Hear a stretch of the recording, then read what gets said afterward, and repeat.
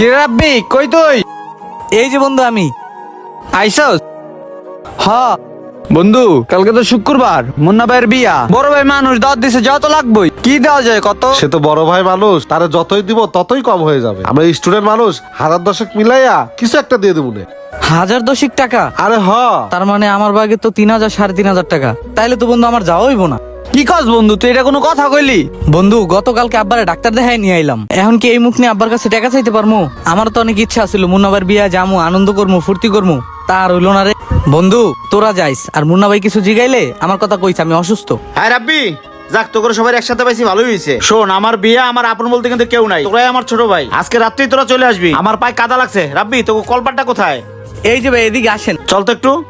তাহলে রাব্বি তোরা সময় মতো চলে আসিস, আমি গেলাম। হ্যাঁ আচ্ছা ভাই আইসা পড়মুনি। আচ্ছা। তুই মুন্না ভাইরে কইলি বিয়াতে যাবি, আসলে যাবি? হ বন্ধু জামু। বন্ধু তুই না গেলে আঙ্গ যাই তো না রে। তুই না গেলে আঙ্গ আনন্দটা মাটি হয়ে যেত রে। শোন রাব্বি, আমি এই সময় আড়ালে দাঁড়াই, তোর সব কথা আমি শুনে ফেলাইছি। তুই আমার বিয়েতে যাবি না, এটা কি হয়? ধর এখানে 1000 টাকা আছে, এটা তোর কাছে রাখ। না মানে ভাই, এখন বিয়েও যাবি, বাকি টাকা দিয়ে তোর বাপের জন্য ওষুধ কিনবি। আমি তোর ভাই না? তুই ছোট মানে আমার ছোট। তুই বন্ধু বান্ধবের সামনে কি লেগে ছোট হইতে যাবি? সময় মতো আমার বিয়েতে চলে আসিস। হ্যাঁ ঠিক আছে ভাই, লাভ ইউ ভাই। হয়েছে, আন চল, টাকাটা লুকিয়ে রাখ।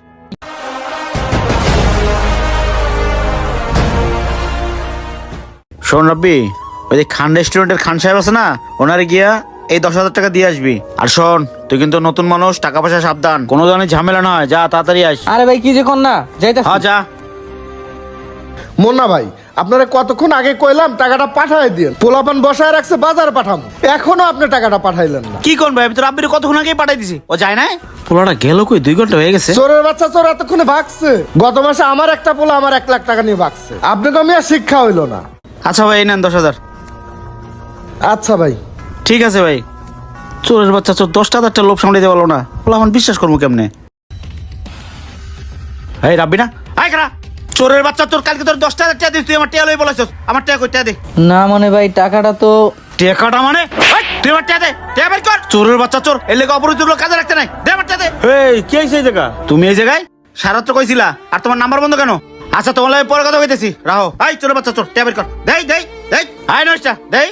এই বাকিটা কি করছস? ল তোরা বেঁধে রাখবো, ল। এই মুন্না, দাঁড়া শোন, তুই কারে কি বলিস? এই ছেলের কারণে আজকে পাইছে আছি আমি। কালকে আমি রিক্সা অ্যাক্সিডেন্ট করছিলাম, হাসপাতালে নিয়ে চিকিৎসা করছে, আমার ওষুধপাতি কিনে দিছে। আর তুইও আরে চোর বলিস? রিক্সাতে পড়ে আমার ফোন হারাই গেছে, তোরে ফোন দিব কেমনে আমি? কি বলো রাব্বি, তুমি জানো উনি কে? উনি হচ্ছে আমার বাবা।